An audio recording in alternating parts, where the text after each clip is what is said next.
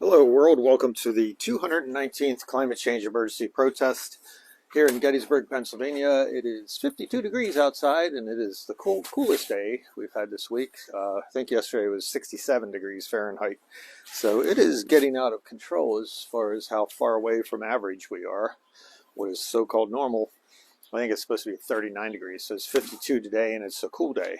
So So I was giving you any idea. But there is an upper level stratospheric anomaly going on. It's extremely warm and it's going to spin off and break apart in different directions and cause the whole world to go every which way um, as far as temperature goes. And supposedly as a stratospheric event happens, the temperature up there in the stratosphere is going to be 122 degrees.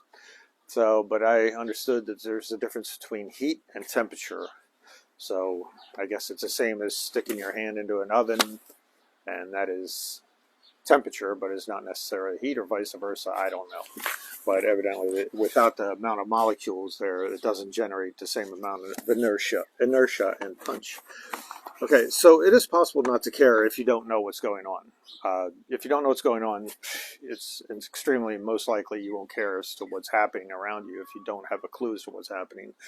But it's possible not to care even if you do know what's going on. And that is what's going on right now with the climate and everything else as far as it changing. People know something's happening, but they're not venturing any further more than that by going, hey, this is really weird. You know, some of the people I know from Gettysburg have commented on Facebook, isn't this great? Spring, I mean, it's like 65 degrees, 67 degrees, and it's normally supposed to be 39. Isn't this great? I just hope it continues this way. Well, if it does, that means summer will be 105 to 115 degrees. I don't think you want that. So this is part of the whole changing climate. Things are topsy-turvy. It can get extremely cold, extremely warm, or whatever. So Earth is a self-correcting gyroscope. In the past, when it would get hot for a while, it would balance out by getting cold. If it was droughty for a little bit, it would get rainy for a little bit. It's a self-correcting gyroscope, the Earth is. And it kind of right now has tried to stay in the same position because the CO2 level, carbon dioxide level, has been relatively low. When I was born, it was at 315 parts per million, I think, and now it's at 420. So it's really gotten out of control, and so has the world's environment.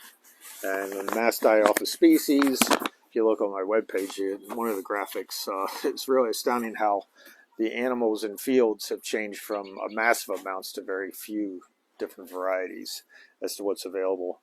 To observe, or just what's running around out there, and it's down to a very few. Everyone thinks this is normal because they forget how it once was. Everyone thinks this is normal temperature, and they'll be like, "Oh, it's so cold out," when it finally does get cold for a little bit.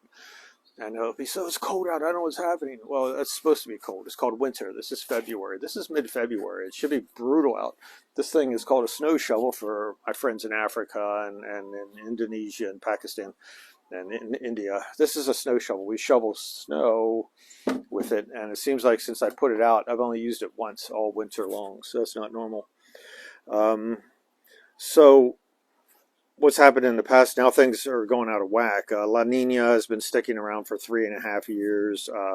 You had drought in the west, and that changed. So something's happening with the oceans, and I'm thinking we're sliding towards a El Nino neutral event because they've gone from La Nina total drought event.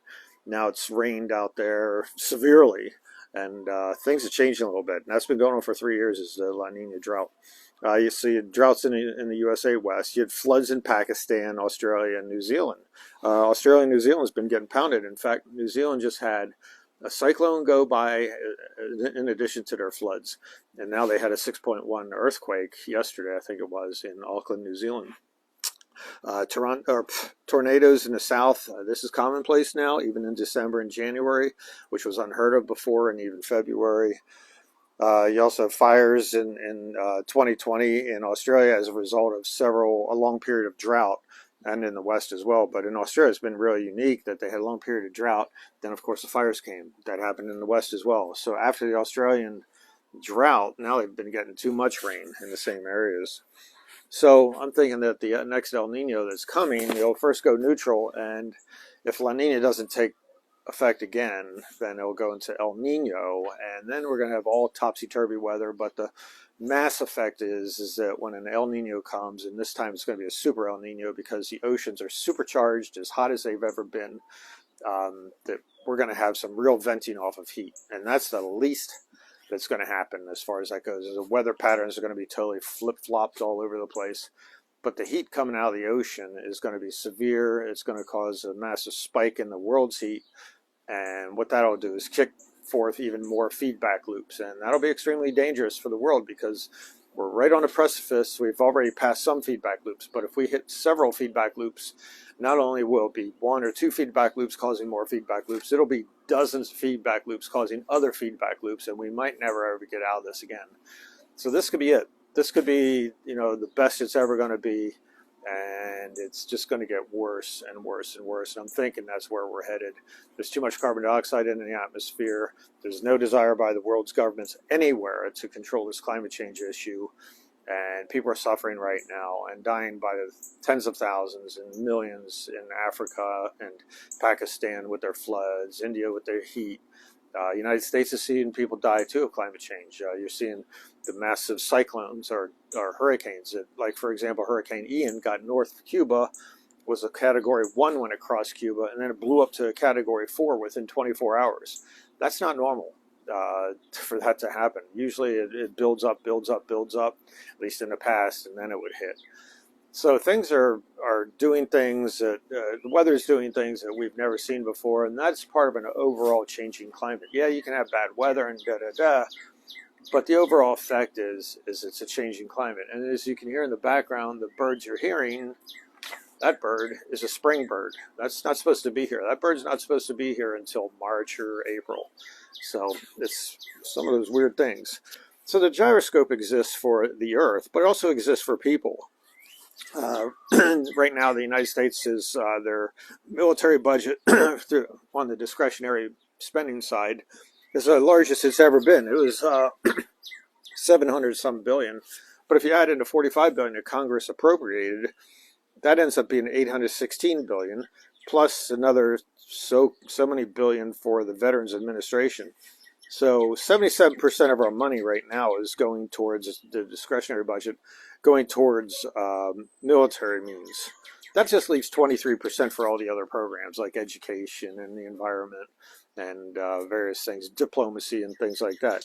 Just 23%. Now Joe Biden is going to propose an even larger military budget. So that leaves probably about 20% for all the other programs. So they're going to go after Social Security and other issues and schools, education, and say we don't have money. Well, that's because you're spending 80% of your money on military. Okay, this is craziness. We're absolutely off the edge. Both parties have gone to warmongerish parties. There's not a sane head in the whole bunch going, we need to stop this. Okay, they're all going full headlong into war, and we're not going to survive this. It's going to end up being World War III if we keep on this path, and we got to straighten up. And we got to use our thing called the State Department for the thing in the Ukraine and negotiate a peace. And if you're having problems as far as that goes, State Department, I'm talking to you down in D.C. right now. Here's the easy squeezy answer. It's not hard. You figure it out this way. In the Ukraine, you're the Donbass region. That's populated basically by Russian nationals. The Donbass region of the Ukraine does not know how, no way in hell wants to become part of Ukraine again. They're a separate country. They want to be on their own. They don't want to be under Russian influence. They don't want to be under Ukrainian influence. They want to be separate and independent. So be it. You're not going to get them back. It's like someone who's left you because they hate you. They're not coming back. Okay, get over it. Grow up. The Crimea region, Russia's been in there for so long. You might as well just, since 2014, I think it is, you might as well just give it to them and quit the crap. You're not going to get it back. You're not going to destroy Russia. They're too big. Okay, so that's Crimea goes with Russia, Donbass goes independent, and Ukraine is now independent and hands off by Russia forever. Okay?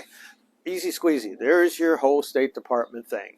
You got a whole State Department in there. Now, Joe Biden, you can get rid of them since I solved the issue and save yourself another $20 million or $1 billion. Okay?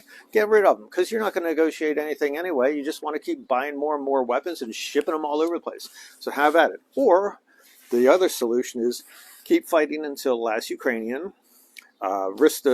Take a great risk of some jerk from a general or a sergeant launching a tactical nuclear weapon, battlefield weapon, or a low-grade nuclear weapon that just blows up a 15-block area, and risk World War III.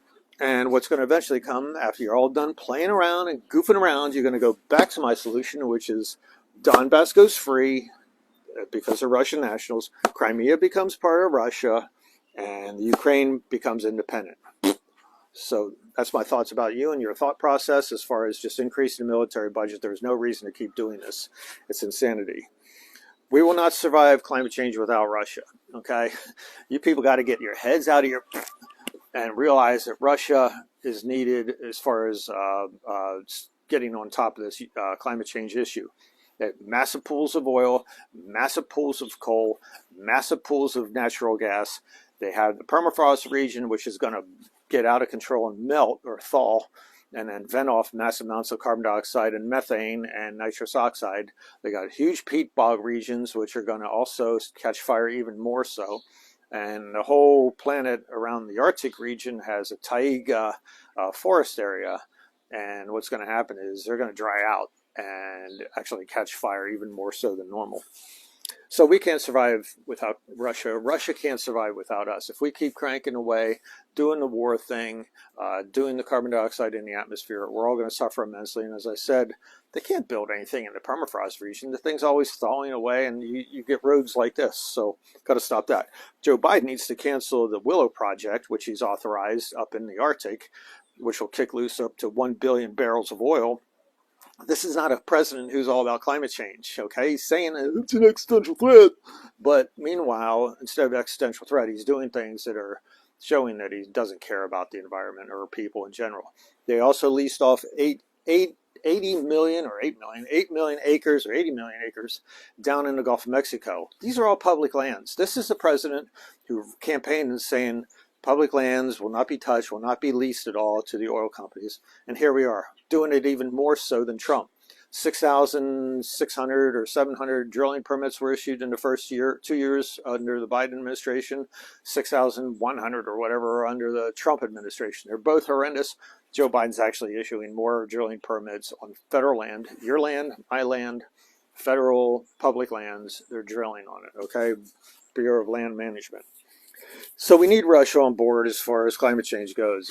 If all the countries don't cooperate together, we're not going to survive this. As Lincoln said, a house divided against itself cannot stand. Well, the world divided against itself will not survive climate change.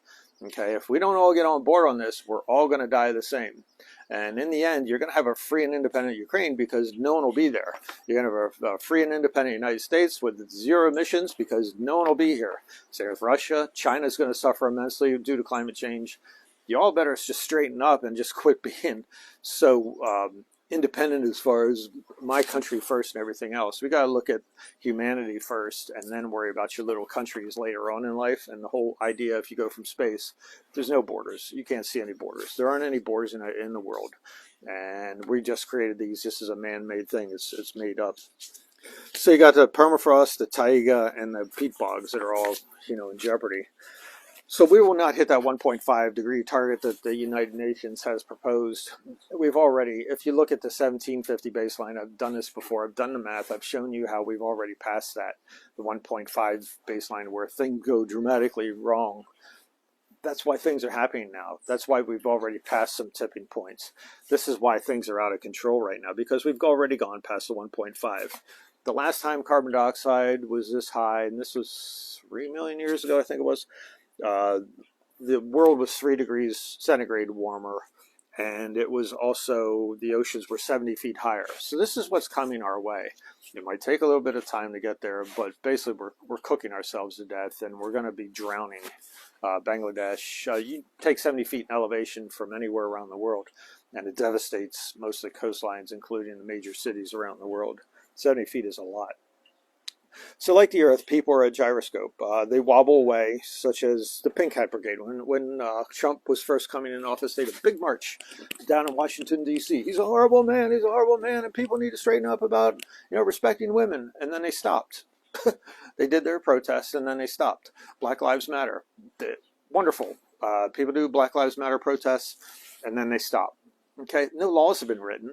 The Democrats haven't written any laws. The Republicans aren't about to write any laws. All you saw was a couple Democrats in the Congress taking a knee in the Capitol building, making it look like they're doing something. You people with the Black Lives Matter movement better wake up and realize this police abuse and abuse of yourselves as citizens is going to continue unless you get laws that protect the black people and the people of color better than what they are, which is no protection at all. So people tend to wobble away. They do their little marches for a day or two or a week or a month, and then they kind of wobble back. And it's a gyroscope. They don't want to be out there all the time because you get ostracized, okay? Not only do you get personally ostracized by friends and family and people that see you out there, you don't have a conversation with anybody. Even people that know you refuse to talk to you about what's going on. And the same thing happens with climate change. It's a price that's very heavy in its cost. But if you believe in the cause, you cannot go back to your normal gyroscopic movement and go back to the center again and back to where it's comfortable to do nothing. You have to keep at it. And climate change being the existential threat it is, right? We've heard that before. This existential threat is known as extinction, okay? This is a no-brainer as a moral requirement that people actually get out and start doing things as far as protest goes. Talking like this in public, I'm not used to talking in public. I never did this stuff before. Now, after 219 of these things, I can actually speak to you and talk to you about what's going on. Never would have been able to do this. But some people, and most people, are sliding back into their sleep. They might talk about the climate for a little bit or never talk about it at all. But they go back into their sleep, back to the middle, and just become part of the sheeple and not willing to do anything. You know, if you're voting for the two parties in charge, you're voting for war. If you're voting for the two parties in charge of the United States, you're voting against climate change. If you're voting for the two parties in charge right now, the people that are in charge right now, you're voting against your children. You're voting against your grandchildren. You're voting against your brother. You're voting against your sister. You're voting against your husband. You're voting against your wife. Okay? You really don't care about them. You might say you do, but all your actions indicate otherwise. Otherwise, you wouldn't be voting for these numbnuts. Okay? Stop wasting your vote that way. Start getting people involved that actually care about what's happening as far as the climate goes. And if there isn't anyone running for office that meets your requirements as far as survival, don't vote for them. Write in somebody else. Write in whoever you want. But don't vote for these people. Black Lives Matter, stop voting for the party that you think's helping you. But don't vote for the other party either, because they're not going to help you. Find your own core element and break off into your own little party, and then they'll have to deal with you that way. You saw that with the, what was the name of them? The Patriot Movement, or the Tea Party with the Republican Party. They controlled the whole Republican Party and made them slide hard right, okay?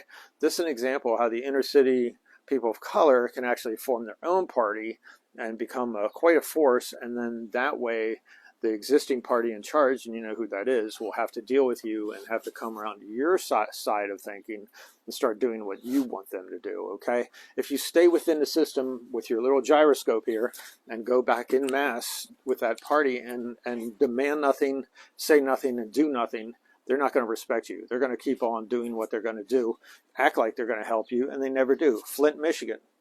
We had President Obama go there, take a sip of water, even though he didn't drink it. He hit his mouth, and I guarantee he washed his mouth out after that. Nothing's been done with Flint, Michigan. They're still in the same situation.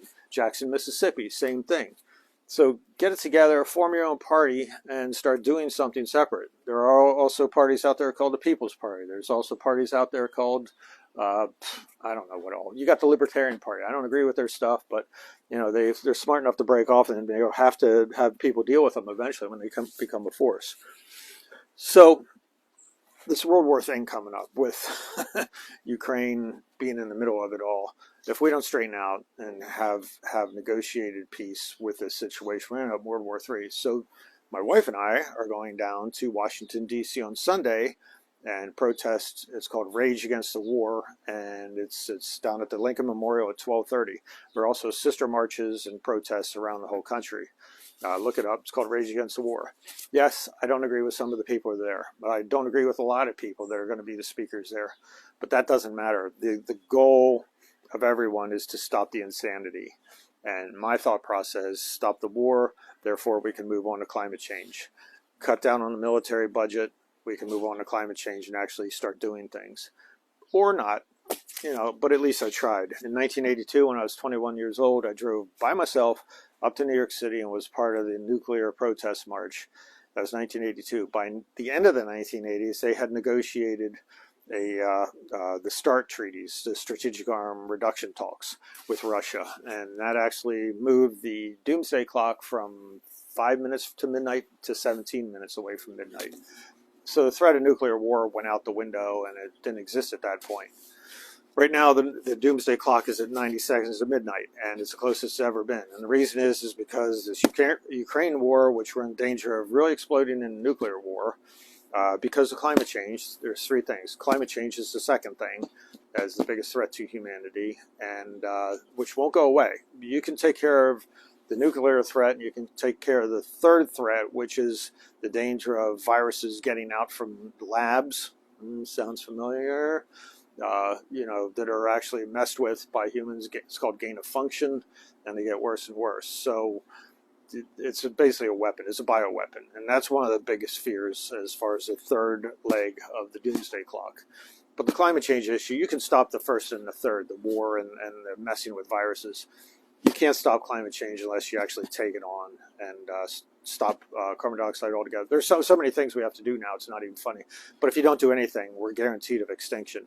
So look at your kids, look at your brothers, look at your sisters, look at your wife, look at your parents. Depending on the age, we're in deep trouble. And I expect to suffer horrible effects from climate change at my age. So if you got people younger than me, you're in big trouble, okay? So hopefully everyone will start doing something. I'm going to hopefully do another broadcast from the Rage Against the War down in Washington, D.C. on Sunday. And I will see you then. And if not, it'll be the following Friday. But I anticipate doing a recording hopefully on Sunday. So I'll see you later. Thanks for hanging in there.